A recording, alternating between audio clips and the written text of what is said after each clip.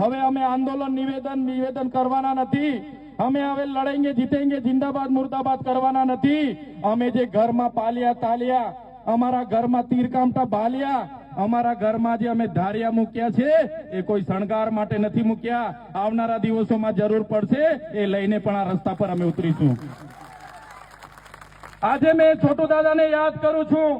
મંચસ્થ ઉપસ્થિત તમામ લોકો અમે ત્યાંથી એમના માર્ગદર્શનથી, એમની શિખામણથી આજે રાજનીતિમાં આવ્યા છે। એમનું જે સપનું હતું આદિવાસીઓને બચાવવાનું, ત્યારે આ મંચ પરથી છોટુભાઈને પણ વિનંતી, છોટુ દાદાને પણ હું વિશ્વાસ આપું છું, તમારા યુવાનો આજે તૈયાર થઈ ગયા છે। અમને તમારા માર્ગદર્શનની જરૂર છે। તમે ખાલી માર્ગદર્શન આપજો, આરપારની લડાઈ લડવા અમે તૈયાર છે। અમે તમારા વાડી બી કરવા તૈયાર છે। બસ તમારો સહકાર અને માર્ગદર્શન જોઈએ। આ વિસ્તારમાં જે કંપની વાળા અમારા લોકોને હેરાન કરશે, આ વિસ્તારમાં પોલીસ વાળા અમારા લોકોને હેરાન કરશે, આ વિસ્તારમાં જીએમડીસી વાળા અમારા લોકોની જમીન છીનવશે, છોટુભાઈ વસાવા તમારા આશીર્વાદ, સાહેબ તમારા આશીર્વાદ અમારા પર રહેશે। અમે આરપારની લડાઈ લડી લઈશું। ત્યારે યુવાનો, છોટુભાઈ વસાવા એમની આખી ઉંમર આપણા માટે લડ્યા છે। હવે આપણો વારો છે। આવનારી પેઢીને શું જવાબ આપીશું? આપણા બાળકોને કઈ રીતના બચાવીશું? આપણી જમીનો કઈ રીતના બચાવીશું? આપણો સમાજ, આપણી સંસ્કૃતિ, આપણી પ્રકૃતિ કઈ રીતના બચાવીશું?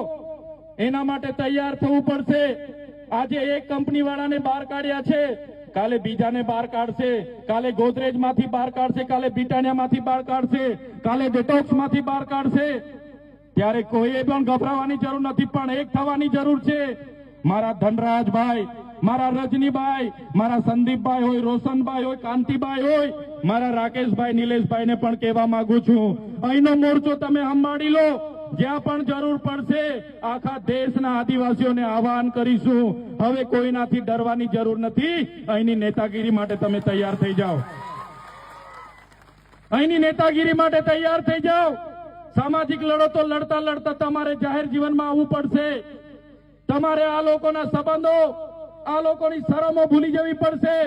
એ ભાજપના નેતાઓના ઈશારેથી કામ કરતા પોલીસ અધિકારીઓ પણ સાંભળી લે। પોલીસ અધિકારીઓ જે પણ એસી ચેમ્બરોમાં બેસીને અહીંના ધારાસભ્ય અને સાંસદના નામના ગળામાં પટ્ટા પહેરીને ફરે છે, ગુલામી કરે છે, એ લોકોને પણ કહેવા માંગીએ છીએ, જે દિવસે